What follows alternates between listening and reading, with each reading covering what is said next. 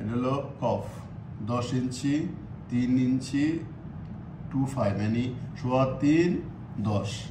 এটার ভিতরে লেখা আছে হাসা মুরব্বা ফাতা জবজুর। ঠিক আছে, এখন ফাতা জবজুরের জন্য প্রথমে তো 3.25 ইঞ্চি আছে যেটা, ওটা মাইনাস করবো। এখানে আমি 3.25 ইঞ্চি মাইনাস। এরপর হইতেছে লম্বা, হাতের লম্বা কত? 25.25। 25.25 এ হইল 26.25। ঠিক আছে, 26.25। 1 ইঞ্চি বড় হইব কপের বেলায়, ফাতা জবজুর হোক বা নর্মাল কপ হোক, সবার বেলায় 1 ইঞ্চি বড় হইব।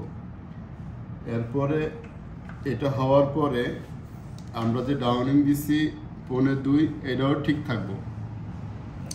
তাকালিসের মাপ 2.5 ইঞ্চি লইছি। 2.5 ইঞ্চি এইটা যখন সিলাইন মার্জিন হইব 3.5 ইঞ্চি হইব, আর উপরের অংশ 4.5 ইঞ্চি হইব।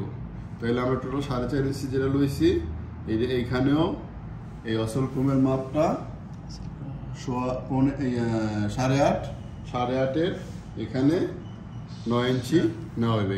এইখানে আর এইখানে 9 ইঞ্চি সেম থাকবো, 9 ইঞ্চি 9 ইঞ্চি। ঠিক আছে, এরপরে হইতেছে এটা একটা সেন্টার হবে, সেন্টারের একটা মাপ আছে এখানে, এই যে সেন্টারের মাপ আছে। সেন্টারের মাপ এখানে ধরেন এই যে 3.25 ইঞ্চি বাদ দিয়া 26.25 এ হইলো একটা মাপ। এইখানে হইব সেন্টারের মাপটা। সেন্টারের মাপটা কত আছে? 7.25। আমরা প্রথমে 7.25 ইঞ্চি নিমু, তারপরে শিলার মার্জিন নিমু 1/2 ইঞ্চি। সব জায়গায় শিলার মার্জিন 1/2 ইঞ্চি থাকবো। এই ফাতা জবজুরের বেলায় দেখেন কফ হইল 10 ইঞ্চি, এখানে ধরেন এ হইলো 10 ইঞ্চি। এই যে 5-এর ভিতরে 10 ইঞ্চি হইলো কফের মাপ, আর এইটা হইলো 1/2 ইঞ্চি শিলার মার্জিন। এইটুক রাখলেই ফাতা জবজুর যথেষ্ট। কিন্তু এখানে শর্ত হইলো ফাতা জবজুরের ভিতরে শেপ কাট ইউজ হয়, এই প্যাডটা ইউজ হয়, কেননা মানুষের এই জায়গাটা একটা প্যাড, এই জায়গাটা একটা প্যাডের মতো। তো এই জন্য শেপ কাট ইউজ করলে এটা সোজা হইব না কখনোই, এটা শেপ কাট ইউজ হইব। ঠিক আছে, কিন্তু এই জায়গায় আবার শেপ কাট ইউজ হইব, এখানে শেপ কাট ইউজ হইব।